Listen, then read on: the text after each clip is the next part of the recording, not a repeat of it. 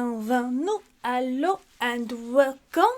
So I have the video for this week, and this week we are having another look at Virginia Woolf. This week we are doing the big Virginia Woolf. We are doing Mrs Dalloway. So we are doing the big Virginia Woolf. Also, Janice want to say that the livre she was she was waiting for has finally arrived. So she will be coming very soon with that. She's very très excited and très heureux that the book finally arrived. Oh, you have no idea how happy she was. Anyway, before we start with Virginia Woolf and Mrs Dalloway, remember there is our shop where if you wish to support us, that is the best place to support us. We have books, we have writing services, and we have a Redbubble shop with lots and lots of designs on it. So if you want to support us, go there because that is the best way to do that. Also, please like, subscribe, leave a comment, share the videos. It is really helpful, and it doesn't cost you any money at all. So now we start with our book, and our book is the 1925 classic Mrs Dalloway. Now, Mrs Dalloway tells the story of one day in the life of Clarissa Dalloway, the wife of a wealthy man who is having a party. So she goes out, she buys the flowers. It starts with the very famous line, Mrs Dalloway. I start with the very famous line. Mrs Dalloway said she would buy the flowers herself. She go out, she buy flowers, she meet the man that she would have married, but she turned him down when she was young. His name is Peter, and he is just returned from India. She has a party, and it is at the party that she learns of the death of a young veteran called Septimus Warren Smith, the doctor who was attending this young man. It talks about the fact that Septimus Warren Smith, who was suffering from what we would now understand as PTSD. In these times, they would have called it shell shock. He has killed himself. So that is the second story that runs through this. Is the story of Septimus Warren Smith, this très damaged young man who is suffering from the effects of the First World War. He has hallucination. He sees his dead friend Evans. All of this frightens his young wife, Clarissa. His young wife is an Italian woman, and his story continues on parallel to Clarissa Dalloway. She is highly privileged. He is not a privileged man, and it is a very interesting juxtaposition. I think that the presence of Septimus Warren Smith adds a depth to the stories that it otherwise would lack. Mais this is a très interior novel. It is not about what is happening outside to the characters as much as what is happening on the inside of the characters. It is a classic of the modernist period, and in spite of Virginia Woolf and the horrible things she said about James Joyce and Ulysses, it bears the influence of Joyce and Ulysses all over it. So let me explain. Mrs. Dalloway was Virginia Woolf was writing Mrs. Dalloway in 1922 at the same time that she was reading Ulysses. Now, Ulysses has a very similar structure in terms of one person and one day, with little tangents into another side character, Stephen Dedalus and Leopold Bloom. Leopold Bloom take the bulk of that narrative, and Stephen has little bits, and the two of them converge in the latter chapters of the novel. So it is questionable whether Virginia Woolf actually read the entirety of Ulysses. So in that respect, Mrs. Dalloway has a similar sort of thing happening. I am not saying this to discredit Mrs. Dalloway at all. It is a magnificent work, and it is probably the most accessible work of Virginia Woolf, who was from this period onward a highly experimental writer.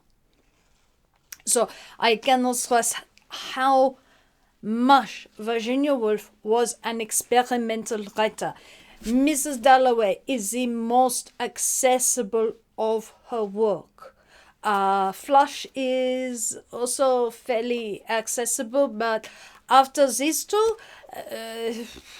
they start to get pretty tough. And we have already done the waves. We haven't got to the years or between the acts yet, and that's because they're hard. So that is a thing to consider. Early work are nowhere near as experimental. Jacob's Home is interesting. We will have a look at that.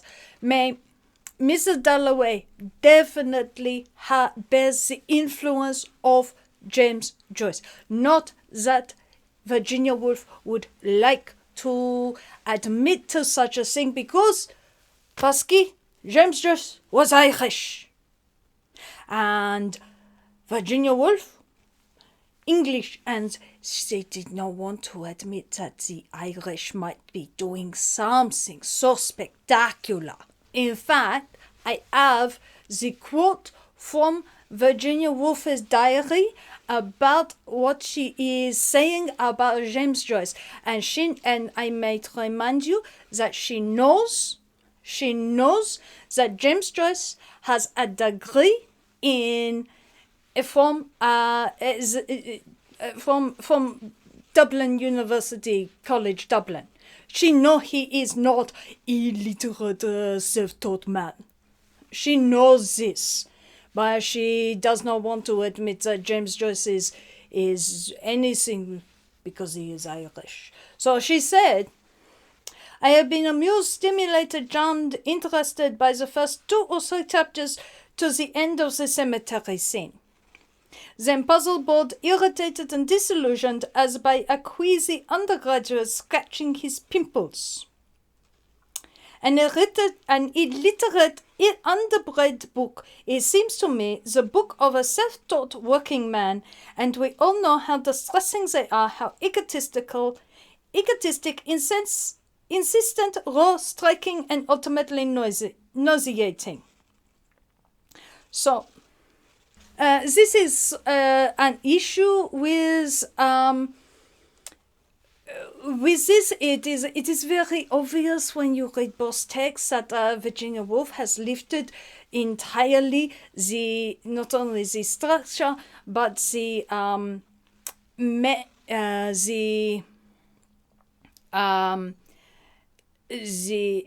major literary device from Ulysses. So I think that is some pretty nasty anti-Irish sentiment in there. Did not stop her lifting the structure and things from Ulysses anyway. I think that there was a degree of envy that an Irishman has a formidable education, where she as a woman was barred from said education. I think that this says a lot more about Virginia than it does about James Joyce. So, going back to Mrs. Dalloway. Mrs. Dalloway is a prime example of modernist literature. It is very different from her early works. Her early works are very much realist. They are very much in line with the older traditions of writing. When you get to Mrs. Dalloway, the entire thing is written in a linguistic device called free indirect discourse. There is a lot of, or that is a primary mode that is being used in this, is free indirect discourse. The merging of the voice of the narrator and the character. That first line, Mrs. Dalloway said she would buy the flowers herself. That is a line that it is very, very hard to work out. Is this Mrs. Dalloway? Or is this the narrator? It is not exactly clear. And that is one of the things that free indirect discourse does. It is also, and this is also a thing that Joyce is using in Ulysses, it is using stream of consciousness. Stream of consciousness is probably the only writing style that would work for a book like this, which is so very interior and so concerned with the interior of the characters. It is the idea of stream of consciousness is to mirror the internal world of a person, and it is especially effective when you see a character like Septimus Warren Smith. You are able to see inside his illness, his madness, his delusion, and as much as his behavior is distressing for those around him, you also have a sense that at times this is not distressing for him. It is not terrifying. I mean, sure, it is probably unusual to have the birds singing Greek at you, but he is not always distressed by this. And that is one of the things that this book is very much about, is about loss. There is the very obvious loss of Septimus Warren Smith's friend Evans, who was killed in the war. There is also the loss of youth and the loss of opportunities, which Clarissa Dalloway represent in her meeting with Peter Walsh. And on a more grander scale, there is the loss of the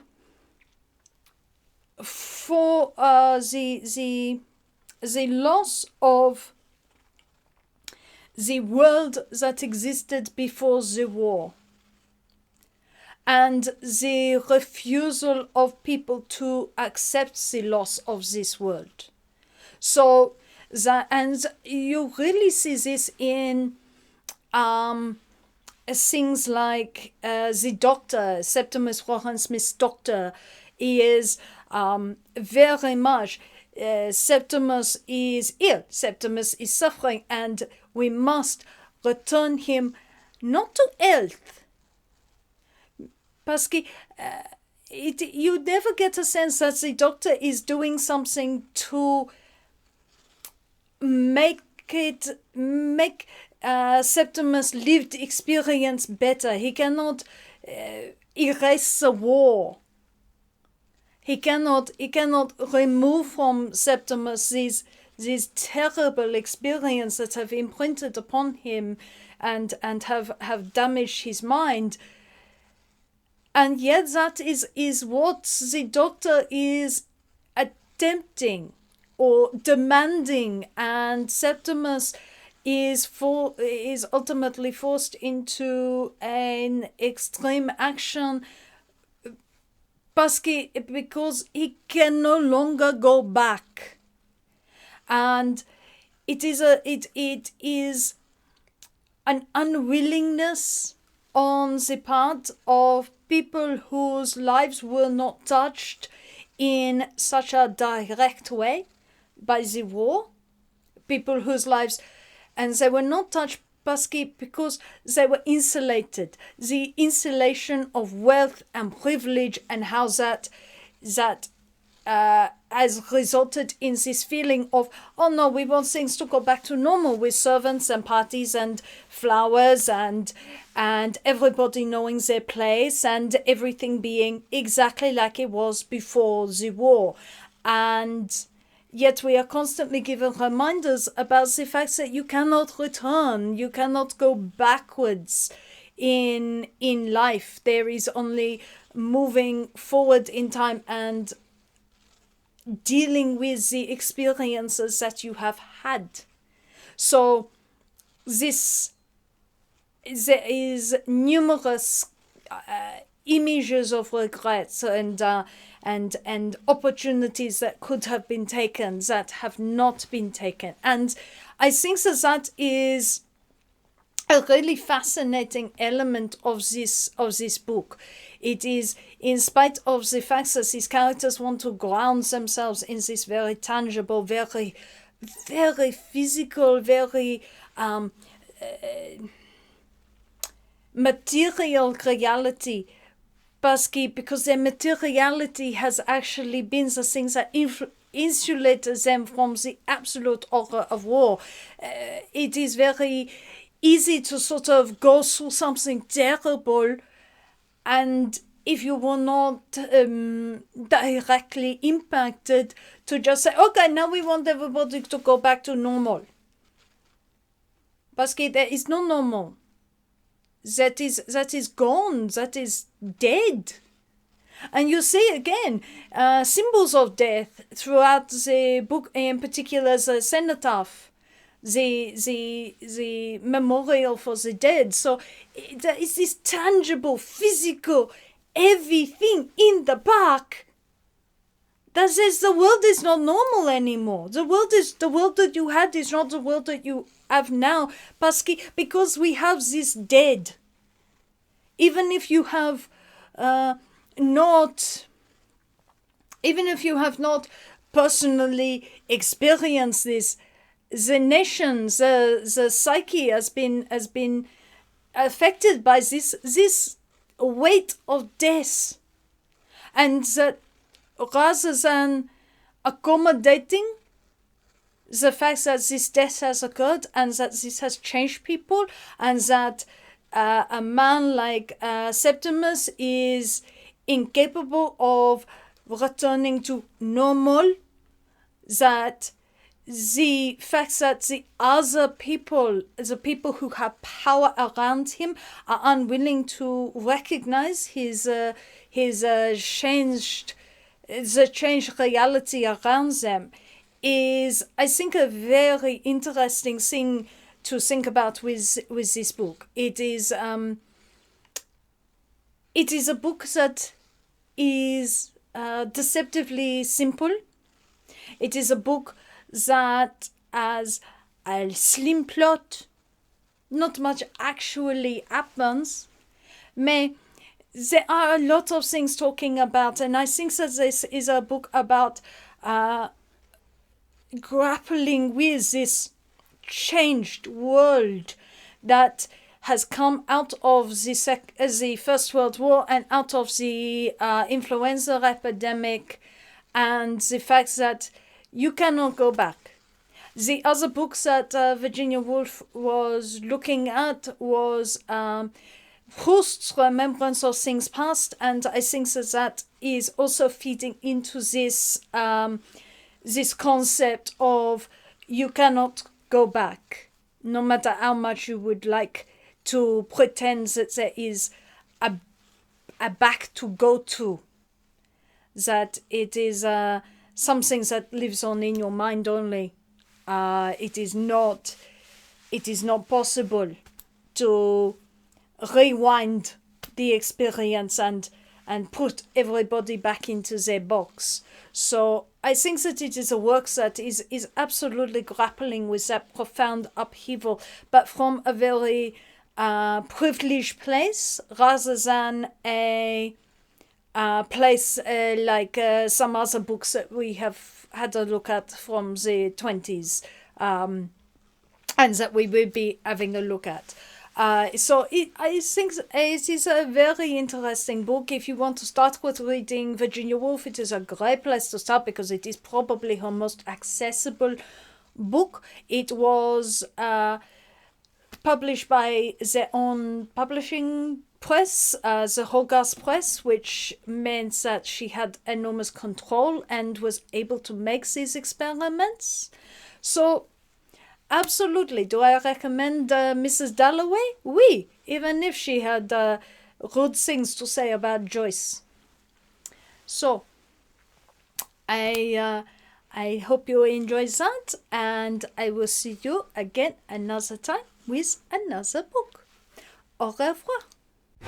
If you would like to support this channel, come across to the Black Cockie Press website, www.blackcockiepress.com.au, where you will find books and other writing services to help with your writing.